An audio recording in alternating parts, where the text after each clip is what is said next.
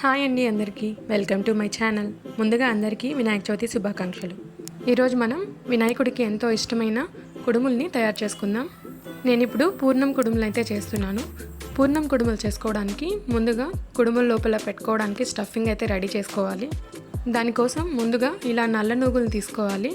ఈ నువ్వుల్ని 2 సార్లు బాగా వాష్ చేసుకుని ఇలా కొంచెం సేపు నానబెట్టుకోవాలి.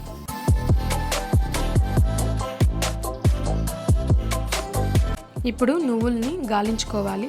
ఇలా గాలించడం వల్ల ఇసుక అనేది కింద ఉండిపోతుంది. ఇలా 2 సార్లు చేసుకున్నామంటే ఇసుక ఏదన్నా ఉంటే ఇలా వచ్చేస్తుంది. లేదంటే మనం తినేటప్పుడు నోటికి ఇలా ఇసుక తగులుతూ ఉంటుంది.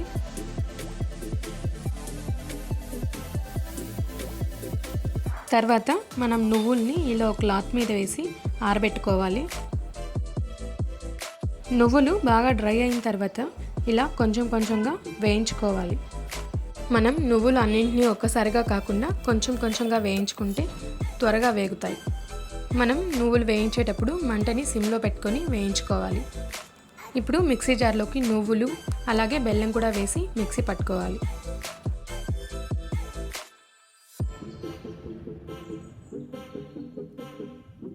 ఇలా మిక్సీ చేసి పెట్టుకున్న నువ్వులు బెల్లం ముద్దని ఇలా పక్కకు తీసుకోవాలి.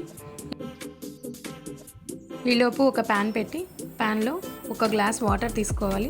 అలాగే కొంచెం సాల్ట్ వేసి నీళ్లు బాగా కాగిన తర్వాత మనం ముందుగా జల్లించి పెట్టుకున్న పొడి బియ్యం పిండిని అయితే దీంట్లో కలుపుకోవాలి. నేనైతే ఇక్కడ 1 గ్లాస్ వాటర్కి 1 గ్లాస్ పిండి అయితే వేస్తున్నానండి. పిండి వేసిన వెంటనే కలుపుకోవాలి, లేకపోతే ఉండలు కట్టేస్తుంది. ఇలా కలుపుతూ ఉండాలి. పిండిని కలిపేటప్పుడు మంటని సిమ్లో పెట్టుకోవాలి. ఇలా 2 మినిట్స్ కలిపిన తర్వాత స్టవ్ ఆపేసి పిండిని చల్లారనివ్వాలి. ఈలోపు ఇడ్లీ పాత్రను తీసుకొని దాంట్లో కొన్ని వాటర్ వేసి మంటని సిమ్లో పెట్టి వేడి కానివ్వాలి. ఈలోపు పిండి కాస్త చల్లారింది. పిండిని ఇలా కలుపుకుంటూ ఒక ముద్దలాగా చేసుకోవాలి. ఇప్పుడు ఒక గిన్నెలో వాటర్ తీసుకొని చేతిని తడుపుకుంటూ పిండిని కొంచెం కొంచెం తీసుకుంటూ ఇలా ఒత్తుకోవాలి. స్టఫింగ్ కోసం మనం ముందుగా చేసుకున్న నువ్వులు బెల్లం ముద్దని మధ్యలో ఇలా పెట్టి కుడుములాగా ఒత్తుకోవాలి. మనం వేళ్ళతో ప్రెస్ చేస్తే ఇలా కుడుములాగా షేప్ అయితే వస్తుంది.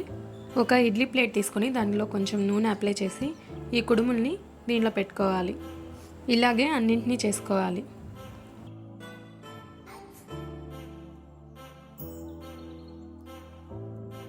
నేను కుడుములతో పాటు ఇలా ఉండ్రాలు కూడా చేసుకుంటున్నాను. ఇవి కూడా వినాయకుడికి నైవేద్యంగా పెట్టడం కోసం.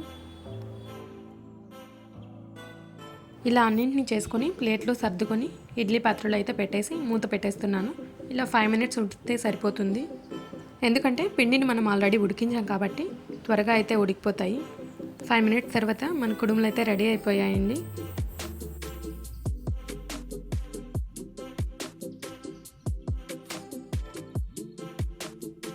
వినాయకుడికి ఎంతో ఇష్టమైన కుడుములు. ఇలా ఒకసారి ట్రై చేయండి.